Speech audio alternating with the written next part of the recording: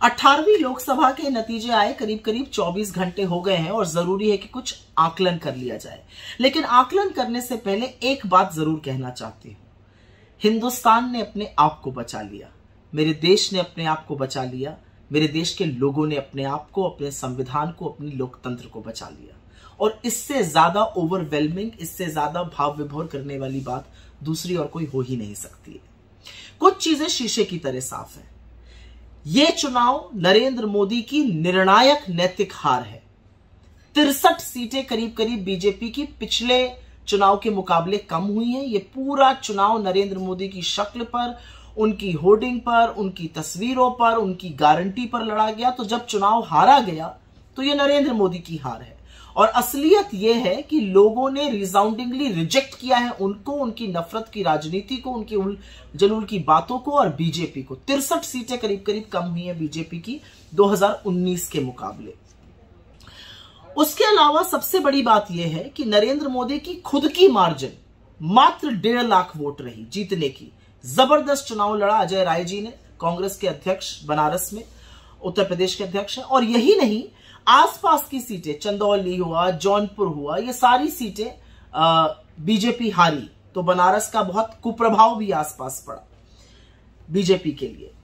इससे ज्यादा वोट से तो किशोरीलाल शर्मा जी ने स्मृति ईरानी को हरा दिया, करीब 1,64,000 से। और अगर राहुल गांधी की विनिंग मार्जिन की बात की जाए तो वायनाड और रायबरेली दोनों में लगभग 4 लाख वोट से जीते। तो नरेंद्र मोदी जी की जो खुद की मार्जिन भी कम हुई, उसने सिद्ध कर दिया कि जो कहते थे उनको मां गंगा ने बुलाया है, और मां गंगा में उन्होंने 80-80 नाले बहा दिए, उसमें मृत गाय तैर रही हैं, आचमन योग्य पानी नहीं रहा है, कॉरिडोर के लिए लाखों मंदिरों को तोड़ दिया गया, शिवलिंग और गौरी प्रतिमाएं सड़कों पर पड़ी हैं।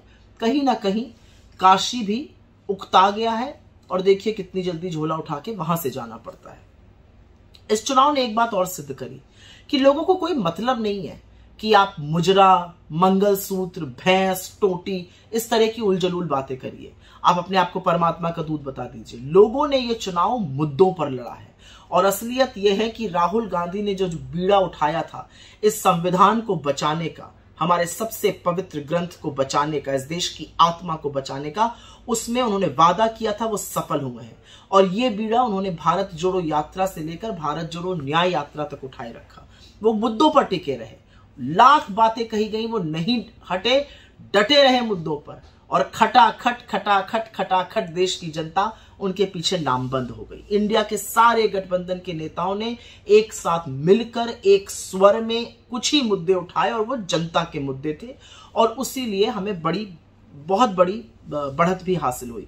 और इक्की दुक्की जगह नहीं हारी है भाजपा उत्तर प्रदेश हारी है, महाराष्ट्र हारी है, राजस्थान हारी है, पश्चिम बंगाल हारी है, गुजरात को भेज दिया गया, बिहार में सीटें कम हुई। और जहां दौड़ दौड़ कर मोदी जी सभाएं तमिलनाडु में कर रहे थे, वहां पर एक बहुत बड़ा नीलबटा सन्नाटा मिला। तो हर जगह हार हुई है बीजेपी की, ये व्यापक हार थी।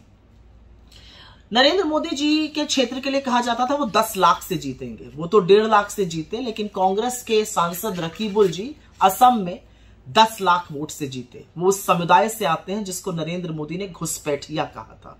तो इस देश की जनता ने उनको ढोल बजाड़े, ताशे बाजे बजाकर सदन में पहुंचा दिया, और ये यकीन दिला दिया कि इस देश की जनता के खिलाफ मत बोलिएगा, क्योंकि फिर वो एक स्वर में आपसे बदला लेती है। 10 लाख से तो आप नहीं जीत पाए, लेकिन रकीबुल जी 10 लाख से जरूर जीते।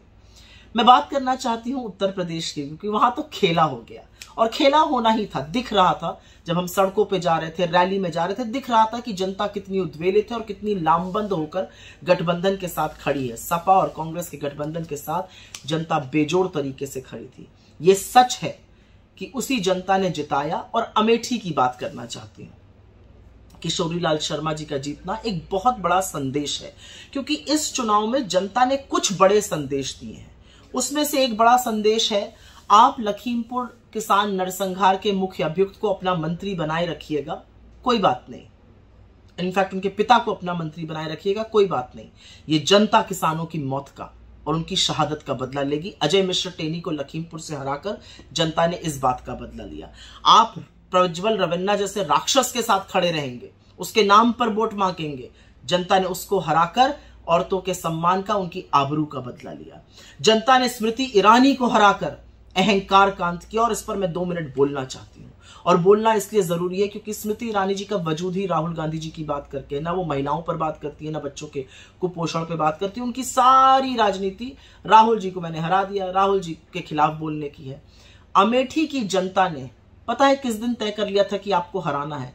जिस दिन आपने सदन में खड़े होकर सोनिया गांधी जी से तू तड़ाक किया था, जिस दिन आपने उनको तुम कहकर संबोधित किया था, उसी दिन अमेठी ने डिसाइड कर लिया था कि आपकी बड़ी शिकस्त होगी। 1,64,000 वोटों से हारना आसान बात नहीं है। और जिसको आप राहुल गांधी का पीए कहती थी ना, वही काफी थे आपको हराने के लिए, कांग्रेस का एक मजबूत कार्यकर्ता। लेकिन मैं कहना चाहती हूं, ये देश बहू को बेटी से ज्यादा सम्मान देता है। सोनिया गांधी सिर्फ इंदिरा जी की बहू नहीं, इस देश की बहू है। वो इस देश में आकर मां बनी, सास बनी, नानी बनी।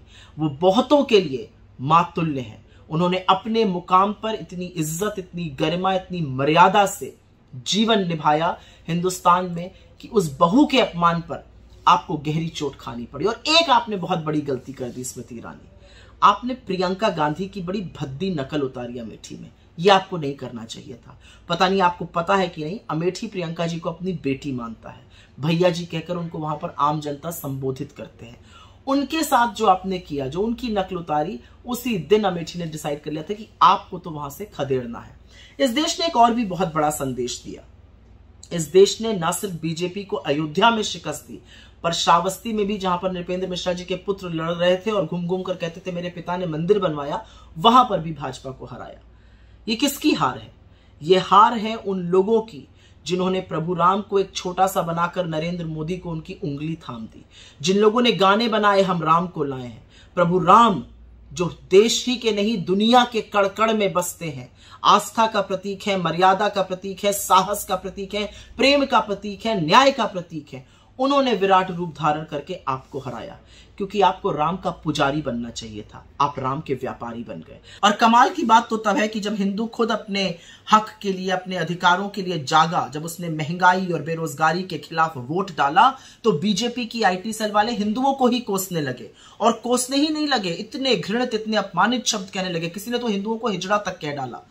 हिंदू जाग चुका है, हिंदू समझ चुका है कि धर्म के स्वयंभू ठेकेदारों से ना ये धर्म चलेगा, ना उनके बच्चों का भविष्य चलेगा। हिंदू जान चुका है कि उनके आराध्य का व्यापार करके, भगवान राम का व्यापार करके धर्म के ठेकेदारों को सबक सिखाना पड़ेगा। और हिंदुओं ने एक स्वर में आपको यूपी में, आपको बिहार में, आपको राजस्थान में, आपको महाराष्ट्र में, आपको पश्चिम बंगाल में, आपको तमिलनाडु में रिजेक्ट किया है हिंदुओं ने। ये याद रखिएगा। आप नाथुराम के उपासक हैं, आप श्री राम के उपासक नहीं हैं। श्री राम ने जब देखा कि आपने राम के उपासकों को, उनके अनुयायियों को बेरोजगारी से, महंगाई से, गरीबी से, गुर्बत से, महिलाओं को असुरक्षा से दबोचा हुआ है, तो उन्होंने खुद बदला लिया और आपको एक बड़ी शिकस्त दी। इसमें बहुत बड़ा संदेश है। अगर आप पढ़ना चाहिए तो जरूर पढ़िएगा। आस्था और धर्म कभी भी व्यवसाय नहीं बन सकता, जिसको आपने बनाने की कोशिश की। दूसरा खेला हुआ महाराष्ट्र में। बड़ा दंभ भरते थे आप, खूब आपने लोग तोड़े, ईडी से, इनकम टैक्स से डरा डरा के अपने में मेल जोल किया। महाराष्ट्र को ये कतई पसंद नहीं आया। उनको पीठ में छुरा घोंपने वाले और धोखा देने वाले लोग बिल्कुल पसंद नहीं आए, और महाराष्ट्र ने उन सब लोगों को हराया। यही नहीं, जिन लोगों ने बीजेपी ज्वाइन करी थी हाल के दिनों में, 80% लोग उसमें से हारे, क्योंकि लोगों को आपकी वॉशिंग मशीन की धुलाई ना पसंद नहीं आई। मोदी जी, शायद आप ये समझ नहीं पाए। इसके अलावा मैं चर्चा करना चाहती हूं, इस देश ने एक और भी बहुत बड़ा संदेश दिया। 1 साल से मणिपुर जल रहा है, आप वहां नहीं जा पाए, लेकिन मणिपुर ने कांग्रेस को 2 सीटें जिताई, नागालैंड की सीट जिताई, मेघालय की 1 सीट जिताई, और यह संदेश दिया कि नॉर्थ ईस्ट से आपका डिब्बा गोल करके आपको खदेड़ दिया गया है।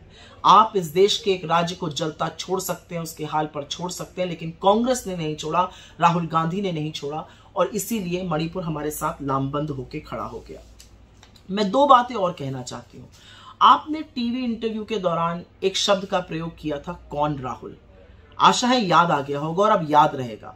वो राहुल जिसने आपकी नींद उड़ा दी है, जिसने आपके दिन का चैन खत्म कर दिया है। वो राहुल जिसने आपके प्रधानमंत्री बनने पर प्रश्न चिन्ह लगा दिया, वो राहुल जो इस देश के गरीबों, मजदूरों, किसानों, महिलाओं, युवाओं के साथ खड़ा हो गया और आपको ललकार दिया, वो राहुल जिसने आपकी 63 सीटें हरवा दी, वो राहुल जिसने आपको शिकस्त दी, वो राहुल जो इस देश का बेटा है, वो राहुल जो इस देश का भाई है, वो राहुल जो इस आपकी तरह इस देश का राजा नहीं बनना चाहता, इस देश का बेटा और भाई बन के रहना चाहता है। याद रखिएगा कौन राहुल।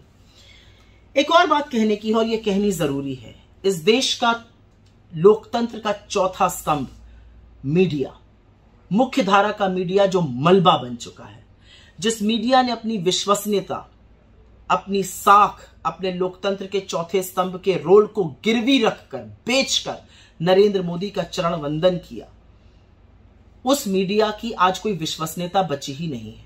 वो नैरेटिव बनाने में तो निष्प्रभावी रहा ही।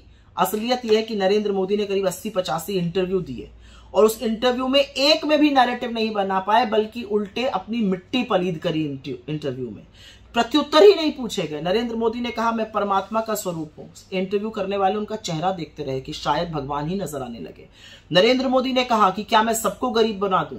पूछने वाले ने यह नहीं पूछा आपके मन में गरीब बनाने की बात क्यों आई, आप सबको अमीर भी तो बना सकते हैं। नरेंद्र मोदी ने बोला दुनिया गांधी को ही नहीं जानती थी, गांधी पिक्चर के बाद पता चला। पूछने वाले ने यह नहीं पूछा कि 82 में पिक्चर आई थी, उसके पहले आइंस्टाइन से लेके मंडेला और मंडेला से लेके Martin Luther king junior, Gandhi इस देश की नैतिक धुरी है, इस विश्व की नैतिक धुरी है। किस तरह की बातें की आपने। तो मुख्य धारा के मीडिया ने वो हाल किया आपका, इतना माहौल बनाया आपका जो शायद पहले कभी नहीं बना था।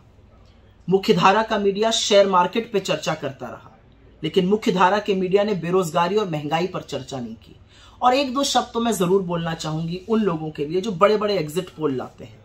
जब मोदी जी की लुटिया डूबने लगती है, जो उनके तारणहार बन के आ जाते हैं, प्रशांत किशोर जैसे लोग, क्या है इनकी राजनीति, क्या है इनकी साख, क्या है इनकी विश्वसनीयता। जो बीजेपी को अकेले दम पर 300, 350 सीट दे रहे थे, क्यों आते हैं आप हर बार उनके तारणहार बन के, क्यों हर बार उनको उबारने के लिए आप आते हैं? क्योंकि आप नरेंद्र मोदी के साथ हैं, आप उनके साथ लामबंद हैं। दुनिया की आंखों में आप कितनी भी धूल झोंकते रहिए। अंत में मैं सिर्फ एक ही बात कहना चाहती हूं और वो बात कहनी जरूरी है यहां पर। जो जंग, जो रण, जिस क्रांति का उद्घोष राहुल गांधी ने भारत जोड़ो यात्रा से शुरू किया था, जिस व्यक्ति ने इस देश के 4,500 किलोमीटर पैदल नाप दिए, जो मणिपुर से मुंबई तक की यात्रा करता है और इस देश के संविधान को बचाने के लिए अपने प्राण की आहुति देने की बात करता है, इस देश के युवाओं की रोजगार की बात करता है, महिलाओं के सम्मान और समृद्धि की बात करता है, किसानों की एमएसपी की बात करता है, मजदूरों की खुशहाली की बात करता है, ये देश उसके साथ उठ खड़ा हुआ है। क्योंकि उसको कोई फर्क नहीं पड़ता आप उसको क्या कहिए, आप उसको क्या कीजिए, वो साहसी है। और असलियत यह है कि साहस और सत्ता की लड़ाई में हर बार साहस जीतता है। ये आप भूल गए। आप भूल गए कि सत्य और असत्य की लड़ाई में हर बार जीत सत्य की होती है। आप भूल गए कि धर्म और अधर्म की लड़ाई में हर बार जीत धर्म की होती है। और हिंदू धर्म का आधार है सत्य, आधार है प्रेम, आधार है साहस, और इसीलिए जीत राहुल गांधी की हुई। एक सफेद टी शर्ट पहने हुए व्यक्ति ने आपको ऐसी शिकस्त दी। कैसा लग रहा है नरेंद्र मोदी जी, शहजादे की शह और माथ पाकर?